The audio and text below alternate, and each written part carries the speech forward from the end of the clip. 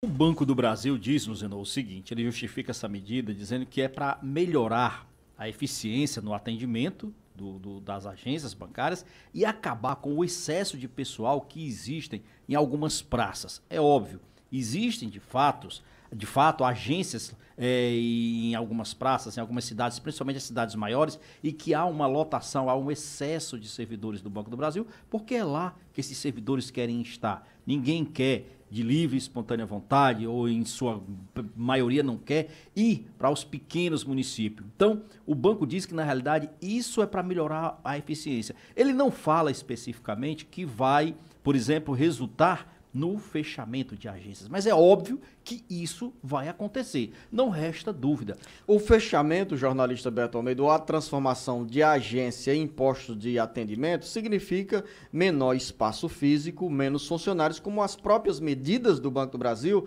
já antecipam. Ou seja, em muitas agências nós não teremos gerentes. Olha só, Zenão, mas isso já está ocorrendo. O Banco do Brasil, inclusive, nas vezes em que foi contactado aqui, inclusive por representantes da Assembleia Legislativa, a própria Superintendência do Banco do Brasil aqui no Ceará já disse que o banco tem esse propósito de se tornar cada vez mais digital, de facilitar esse atendimento digital e reduzir o que ele chama de atendimento presencial nas agências.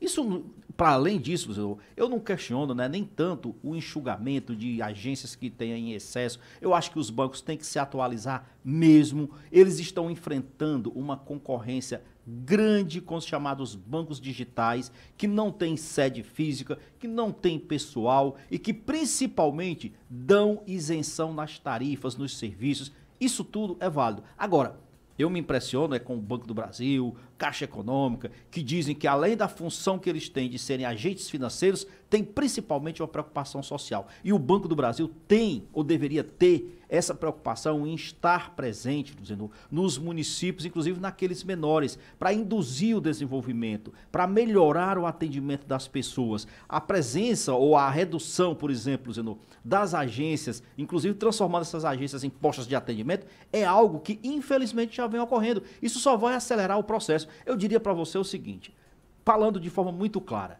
é muito difícil hoje você concorrer com a digitalização e principalmente com a modernidade que está se impondo sobre determinados setores da economia. O setor de bancos não vai ser mais daqui a menos de uma década isso que nós vemos hoje. Enquanto você faz essa observação sobre a situação dos bancos, essa concorrência que é inevitável com as instituições que estão avançando no campo digital, o Banco do Brasil fechou o primeiro semestre de 2019 com um lucro líquido de 4 bilhões e 247 milhões de reais. E ao longo dos últimos 5 anos, sem a digitalização, o Banco do Brasil deixou na mão a ver navios, aposentados, pensionistas, pequenos poupadores do interior do Ceará, pequenos e médios empresários, comerciantes que precisam ter a segurança de fazer os seus depósitos nas agências do Banco do Brasil. Infelizmente, em muitos municípios, nós tivemos a ação criminosa